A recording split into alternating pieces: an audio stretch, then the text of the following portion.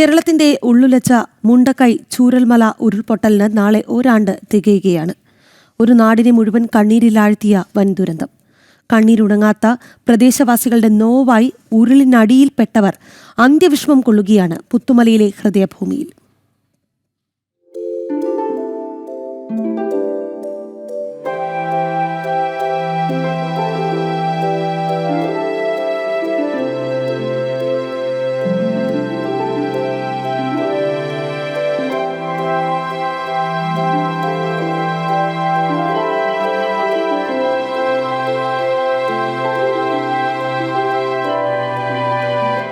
സ്വപ്നങ്ങൾ ബാക്കിയാക്കി മണ്ണിനടിയിൽ കിടന്നുറങ്ങുന്നവർ, സുഹൃത്തുക്കൾ, സഹോദരങ്ങൾ, അയൽവാസികൾ, യാത്ര ചോദിച്ചു പോയവരാരും ഇനി തിരിച്ചു വരില്ല.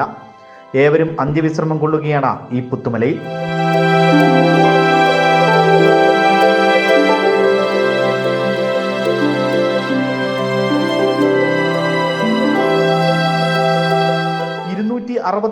കുഴിമാടങ്ങളാണ് പുത്തുമലയിലെ ഹൃദയഭൂമിയിൽ ഒരുക്കിയത്.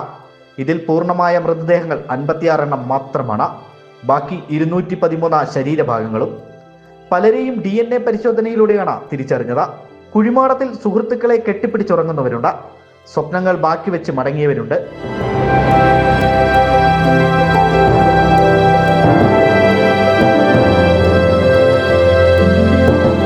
സ്വപ്നം കണ്ടു തീർന്നിട്ടില്ലാത്ത, കുസൃതികൾ മായാത്ത ബാല്യവും സ്വന്തം പങ്കാളിയെ ചേർത്ത് പിടിച്ച ഹൃദയവും ഈ മണ്ണിൽ ഉറങ്ങുകയാണ്.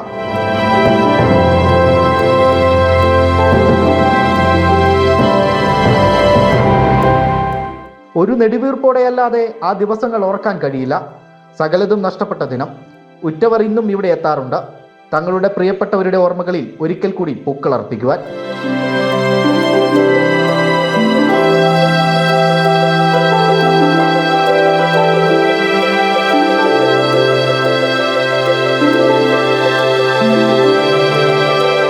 ജനം, വയനാട്.